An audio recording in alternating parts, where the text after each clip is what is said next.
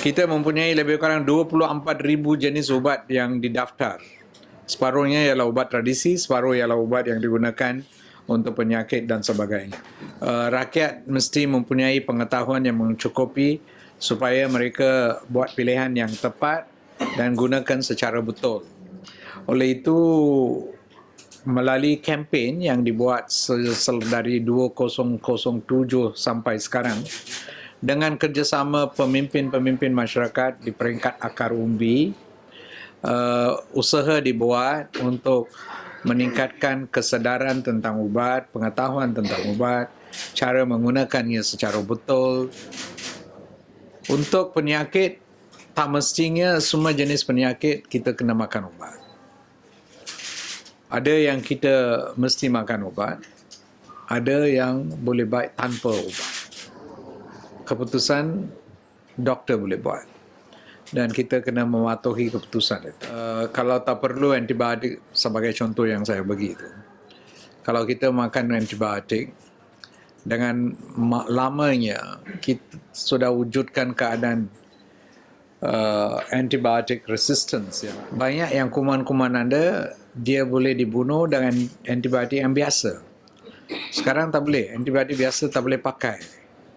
Kena gunakan antibiotik yang apa yang kita panggil second, third, fourth generation.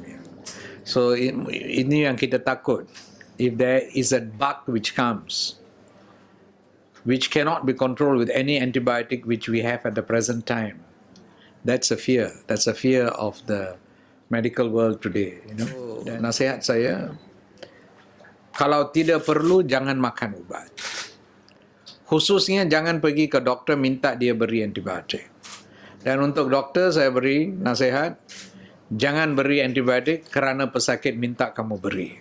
Dan kita dah keluarkan for antibiotics, we have come out with very clear guideline what to use, when to use. If they follow the guidelines, all of them will be okay. So, ada penyakit-penyakit tertentu kita kena makan ubat secara panjang masa. Contohnya kencing manis, darah tinggi. You tak boleh berhenti selepas makan untuk satu masa yang tetap. Melainkan doktor sudah periksa lama-lama dan berpendapat mungkin you tak perlu ubat. Kesan daripada tidak meneruskan ubat itu lebih teruk daripada makan ubat. So, oleh itu you kena makan ubat. Dan sampingan-sampingan itu memang seperti apa yang saya beri di dalam ucapan saya, semua ubat mempunyai sampingan, kesan buruk. Tetapi we have to weigh the benefits and the side effects. Dan kalau satu ubat itu mempunyai sampingan yang tidak boleh ditahan oleh pesakit atau ia memerlukan ubat itu ditukar kepada ubat yang lain, keputusan itu boleh dibuat oleh doktor. Kerana sekarang kita ada pelbagai jenis pilihan.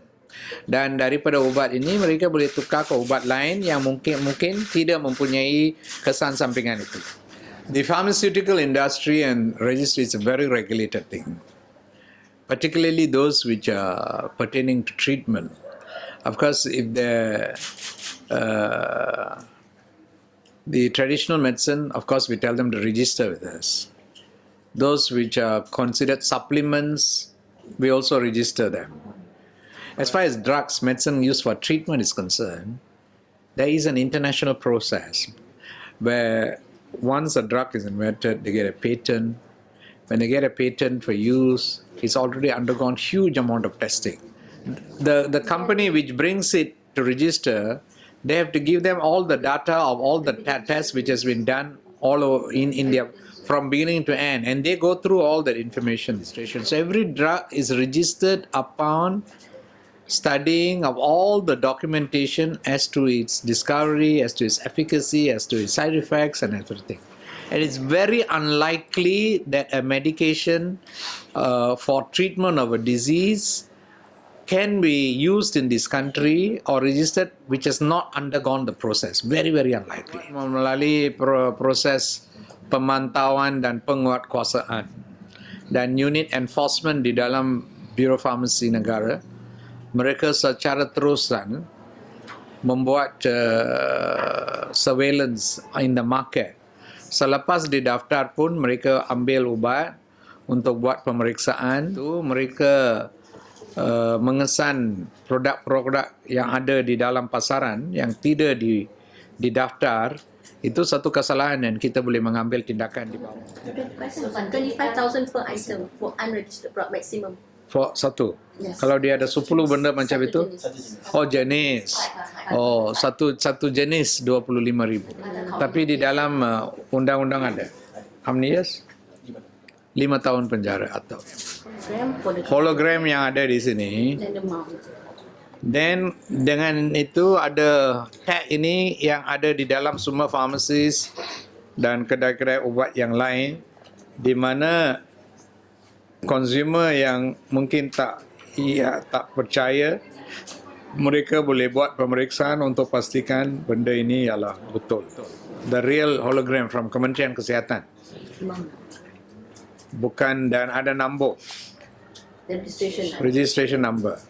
So ini dua benda rakyat kena tengok. You see, generic medicine, that's it. The original drug will have a name to itself. So after while the patency is there, there won't be generic in the market. After their patent expired only, people will manufacture generics. And the same medicine, there can be 10 companies manufacturing generics. So there will be 10 different names, generic names. Your question is, do we oversupply medicine? Is there a wastage of medicine? And it's a very difficult question, the one. But answer is yes, I'm sure it happens. Normally when they give you for 3 months, for example, it will be like the long-term medicine, like diabetes or blood pressure and all that. There's no such thing as not taking. So you should finish and come back. Where this thing happens, wastage, is we might give antibiotics for 1 week. They might take it for 2 days. Then the 5 days one becomes wasted. But our advice is they should take it for the full course of what they're given. I think some things, for example, this not giving very long term has been practiced.